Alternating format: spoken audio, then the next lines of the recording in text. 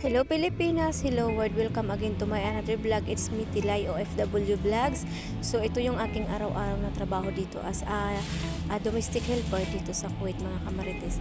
Hindi madali yung trabaho dito sa ibang bansa. So every morning routine ko, ito muna yung inuuna ko pagkatapos ko makasikaso ng aking sarili. Yan, naglilinis ako agad ng bahay ng amo. So minamadali ko lang yan kasi pagkatapos ko dyan, magluluto pa ako ng kanilang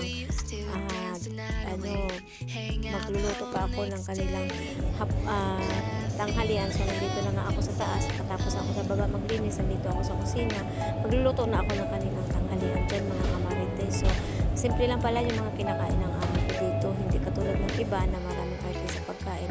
Sila, pritong isda or ano lang dyan, white rice, okay na sa kanila. So yan pala yung hinihiwa ko, sibuyas pala yan. Magluluto muna ako ng pagkain ng alaga kong isa kasi binabaon niya sa kanyang trabaho. So ganyan ang trabaho ko dito araw-araw, mga kamarites. Tapos na ako doon magluto, kaya dito na naman ako nagbukas ako ng gamit ko ng mga plato sa aking pinaglutuan ng mga plato tsaka tupperware na ginamit ko kanina doon. So mga kamarites, ganyan ang buhay ko dito sa kusina. Hugas, luto, pagkain ng mga alaga ko, ako nagluluto, ng mga amo ko ako rin nagluluto. Konti lang naman yung nililinis ko sa baba kasi marami kami dito, tatlo kami. Marami talaga, tatlo. So mga kamarites, ako saga pala ako maghugas. So ayan, may gumawa ng namin pintuan kasi nakandasira yung mga pintuan namin. Iwan ko ba bakit nasisira yan, mga ibang lahi pala yan, mga kamarites. Pinapabantayan ni madam sa akin habang gumagawa sila. Naku, parang masupukit ako sa bako ng naka-stripe na red na yan. Grabe ang amoy, hindi ko maintindihan na parang ang tapang talaga ng amoy bayabas niya, mga kamarites. Promise talaga.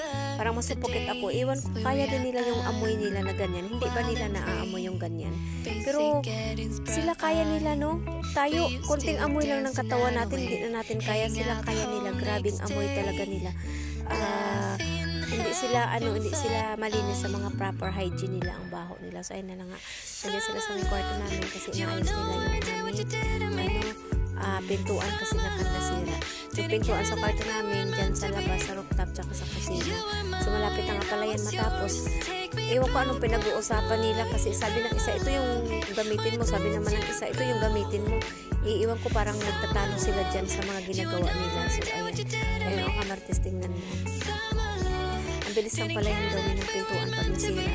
Kasi nakakita ko sa kanila, parang bilis lang nila gawin. Pero iwan ko lang pag tayo gumawa kung kaya din natin. So, ayan mga kamarites, malapit na nila matapos yan. Yung pagkatapos nila yan is may gagawin pa ako, marites. Kasi sabi ni madam sa akin kanina, kung nagtatrabaho doon sa taas, bantayan mo sila.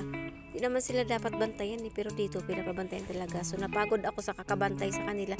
Tsaka nahilo talaga ako sa amoy ng mama na yon, grabe. Kaya nahiga muna ako dito sa aking bed. Nagpahinga-hinga lang konti kasi maya-maya lang babangon na naman ako, magluluto na naman ako ng pagkain ng alaga ko. Kasi gabi na dito. Anong oras na kaya dito? Mga 7 o'clock na ng gabi dito pero maliwanag pa. Nakita nyo yan, maliwanag pa sa likuran ko sa may bintana. So mga kamarites, sa bisita nga pala kami. Isang linggo yan sila dito. Isang linggo, 2 linggo. 2 linggo? Isang linggo, tapos 2 linggo na ngayon lang ako. Kain.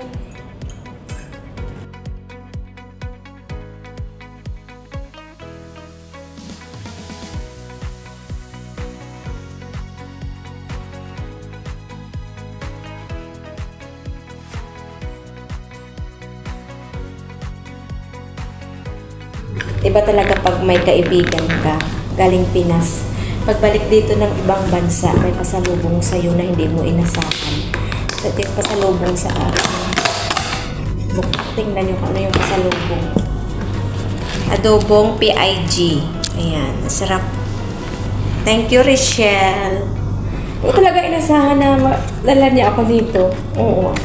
Unexpected talaga ito. Ganun talaga pag mabuting tao ka.